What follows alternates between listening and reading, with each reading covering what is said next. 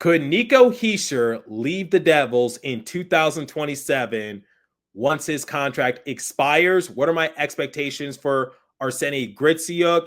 And do the Devils have enough to take their team to the next level, or do they still need to fill some holes? We have a lot to break down in today's episode of Locked On Devils, Mailbag Edition. Buckle up, everybody. You're Locked On Devils, your daily podcast on the New Jersey Devils, part of the Locked On Podcast Network, your team every day. Hi, this is Bryce Salvador, and you're Locked On Devils with Trey Matthews. Elliott scores! Oh, Steven stepped up, nailed it. Brodor's got the puck. What a shot. The Devils win the Stanley Cup.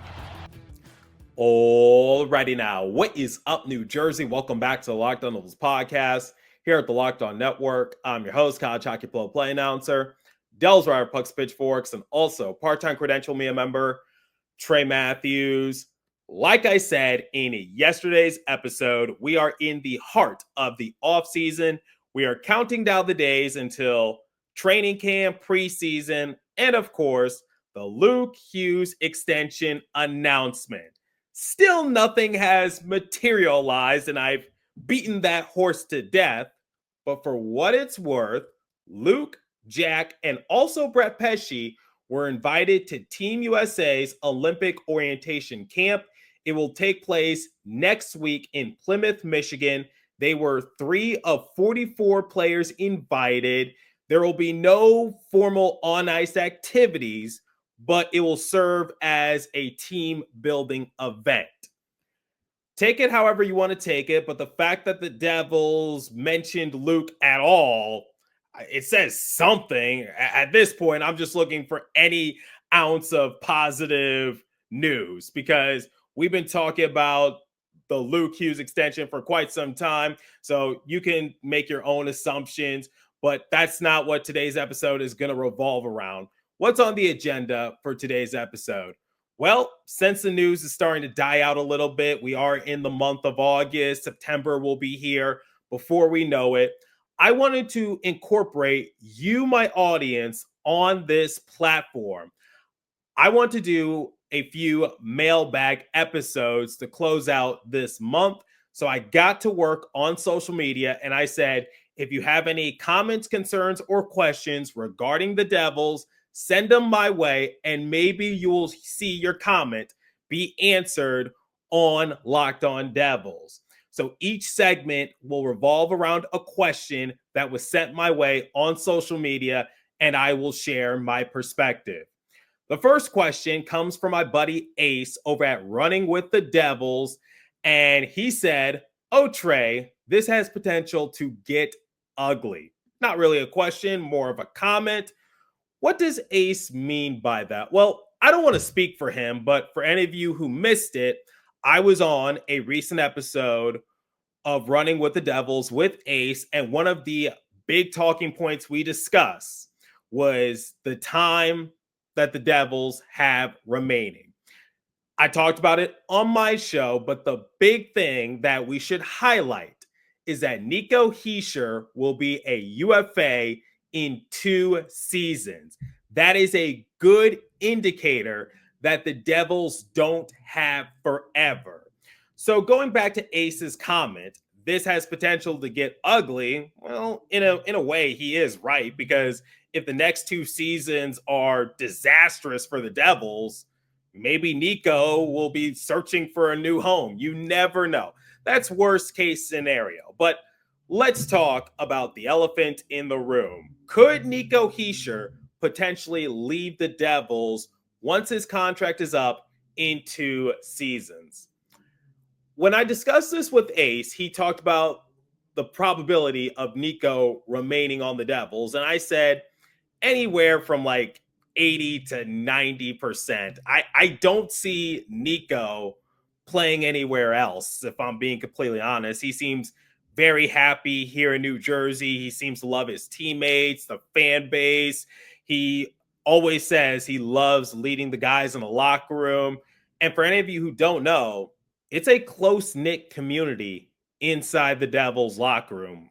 I've seen it with my own 2 eyes. I love the way that the players bond. They all seem to be buddy-buddy.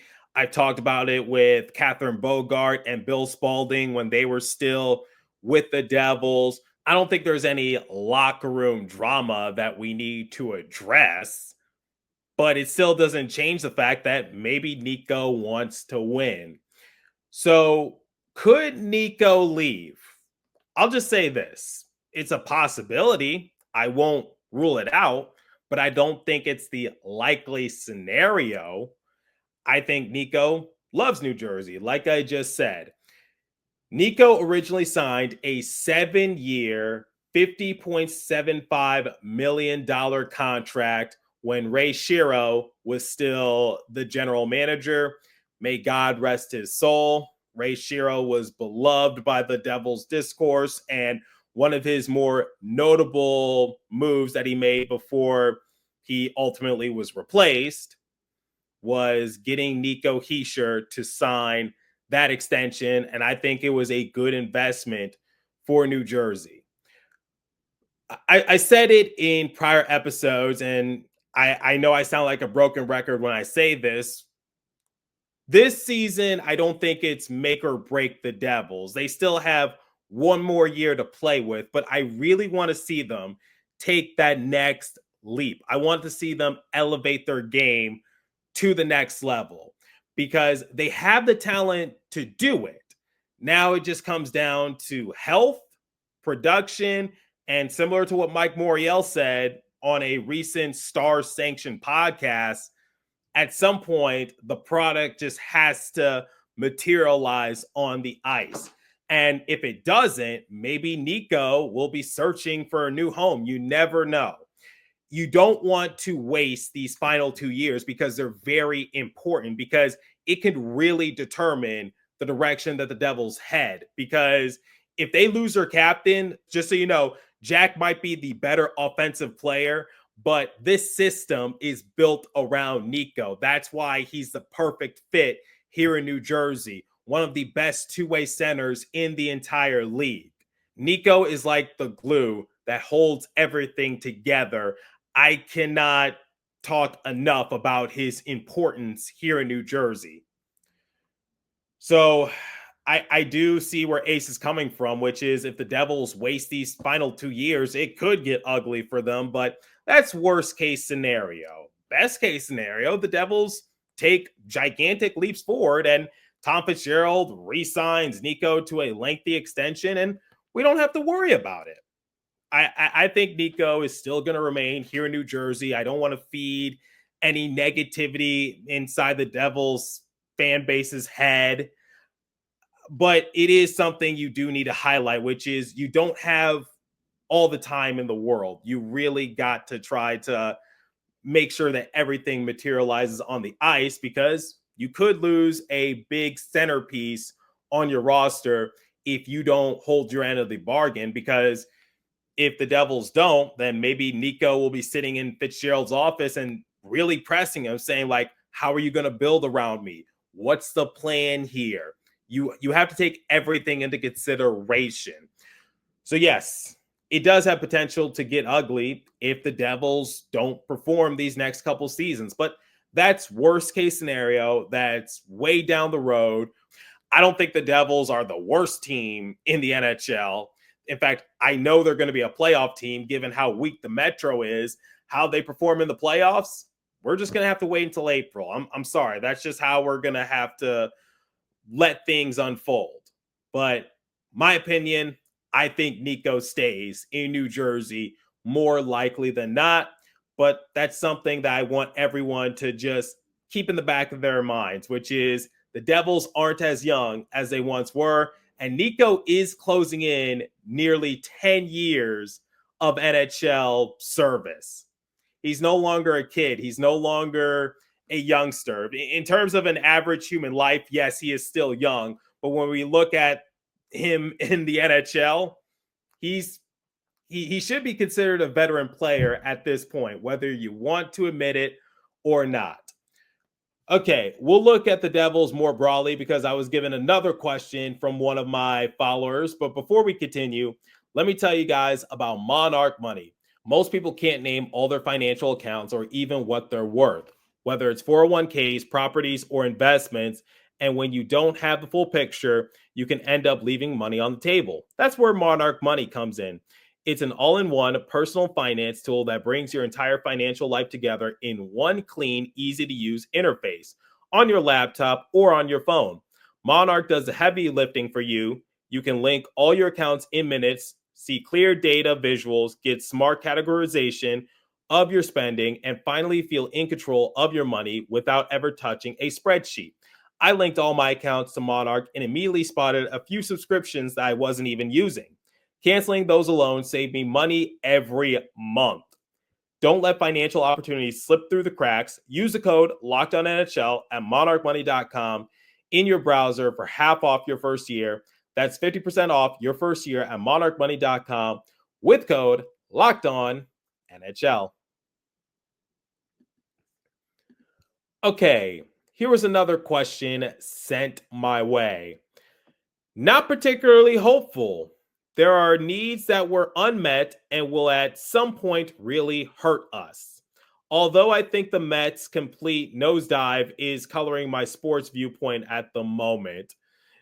For any of you New York Mets fans out there who listen to my show, I'm just going to say this. That Juan Soto contract, I get it. He's one of the best in the MLB. That's going to age so badly, like really badly, in my opinion. For the Mets' sake and for that guy, Frank the Tank, who I honestly find obnoxious, I really hope the Mets win a World Series for your sake. But digressing a little bit, this isn't a baseball sanctioned show. Let's get back to the Devils. Let's talk about that. Needs that were unmet. Respectfully, I don't think that's the correct phrasing. I talked about it in the prior episode when I was analyzing the Devils' top six, bottom six, physicality, defensive core, goaltending. Look, the Devils still have a lot of talent on the roster, and if everything clicks, they can certainly go places. Now, can they hoist the Stanley Cup? I have my doubts, but I think this team is a lot better than what people are predicting, because a big issue that the Devils faced last year was injury. Unfortunately, during the playoffs, they had little to no shot of being the Hurricanes because they were already without Jack Hughes. Then Brendan Dillon goes down with an injury. Jonathan Kovacevic goes down with an injury. Luke Hughes goes down with an injury. You're putting all your trust and hope in Dougie Hamilton and Jonas Siegenthaler, who were also recovering from injury. It was just a carousel in and out of the hospital when it came to Devils players. And I mean that in the most respectful way possible. I think the Devils are a solid team. Look, I know people want to see them add more top six scoring or bottom six scoring, however you want to picture it. We just don't know what they're capable of, because I said Connor Brown, Evgeny Dodonov, and Arseni Gritsyuk, who I will touch on in the next segment. We don't know what they're capable of. Evgeny Dodonov, he's old and a little slow compared to some of the other Devils players, but can he repeat the same success that he saw in Dallas last year when he put up 20 goals? Because that can go a long way. Getting 15 to 20 goals out of Dodonov, that can certainly help the Devils, because they weren't getting it from players like Curtis Lazar, Tomas Tatar, Nathan Bastian, Eric Haula. Then for Connor Brown, he's Eric Haula's replacement. Now, the bar is set low because Haula didn't finish his career in New Jersey on a high note. Let's be real. But can Connor Brown be sort of a high-end replacement? We don't really know. And Arseni Gritsyuk. I'll talk about my expectations for Gritsyuk in the next segment, and I don't want to reveal too much, but I think Tom Fitzgerald and the front office are banking on Gritsyuk to have an impactful year. And the kingpin of the bottom six, if you want to call him that, Dawson Mercer. Can he have a big year? Can he contribute at a high level? He's the Iron Man on the Devils roster. He appears in all 82 games, and I can't take that away from him. But I do want to see more offensive production from Dawson Mercer. I think it's a little hard for someone like Mercer because he's more of a winger than a center. He was on Nico Hischier's line a couple seasons ago, which is why he was able to have that offensive productive year when the Devils won 52 games. Mercer was given a good hand last year, and we're just going to have to wait and see how everyone on the bottom six contributes. Then when we look at the defensive core, Jonathan Kovacevic is out, and that's definitely a big blow. But out of training camp or preseason, let's look at the battle. Who's going to fill that role? Seamus Casey, Shimo Nemitz, Ethan Edwards. Seamus Casey, great offensive weapon on the blue line, but he is a little undersized. Shimo Nemitz, he elevated his game during the playoffs. He went from basically being a main talking point in the trade rumor mill to now basically solidifying himself on the Devils roster. Or Ethan Edwards, a highly touted defenseman out of the University of Michigan, Seamus Casey's former teammate. We can look at that position battle. The Devils are retaining their goalie tandem in Jacob Markstrom and Jake Allen. So I know a lot of people had higher expectations for New Jersey, but let's face it, free agency, it was pretty much a crapshoot. And the Panthers retained all of their highly touted pending free agents. Good for them. Their front office got to work. I'm not going to rag on Fitzgerald like some other people are doing. I do think he needs to get a little more proactive and get some more highly touted players. I mentioned Jared McCann, Jason Robertson. They could be available in the market. You never know. Maybe Mason McTavish. I'd be open to that.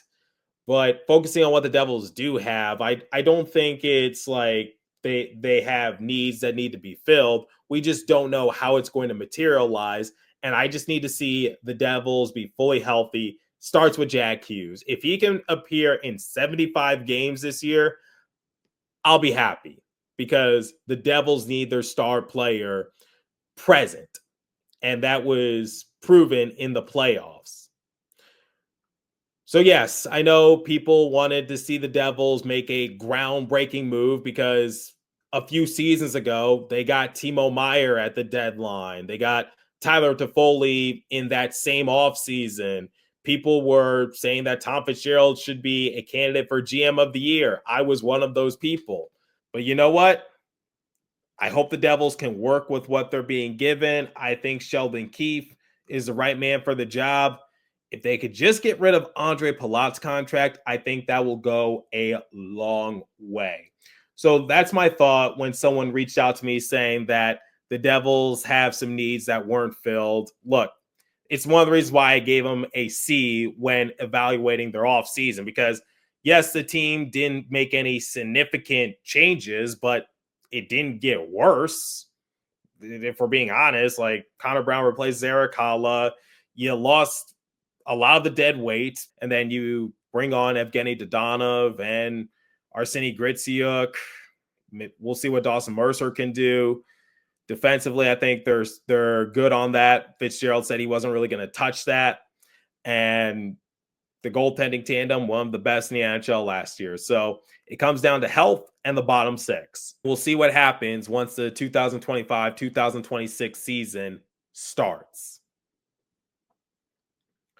Okay, to close out today's episode, we're going to talk about Arseni Gritsyuk because some of you got me wondering about Gritsyuk. I had the Brat Pack reach out to me, also Jersey Joe. They were basically asking me, like, what number is Gritsyuk going to wear? I think it was announced that he's going to stick with 81. If that's the case, then he'll become the first Devils player in history to don that number. But focusing on Gritsyuk as a player, a lot of people aren't really talking about him because I know he only signed a 1-year entry-level contract, so this is basically a prove-it year for him right out the gate but due to his age, that's what the Devils could muster up. This past season in the KHL, while playing for St. Petersburg, he played in 49 games. He had 17 goals, 27 assists for a grand total of 44 points.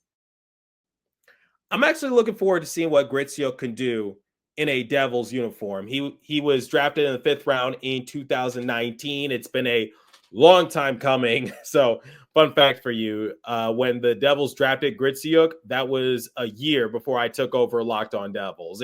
It's been like over half a decade. The scouting report reads that he can get to his top speed easily and quickly and has a knack for creating separation between himself and defenders.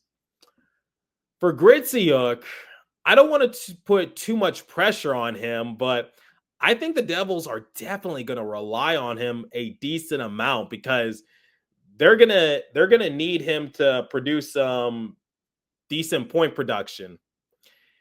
Now, realistically, what kind of numbers can he put up? I said when I appeared on Running with the Devils, conservatively, 35 to 40 points.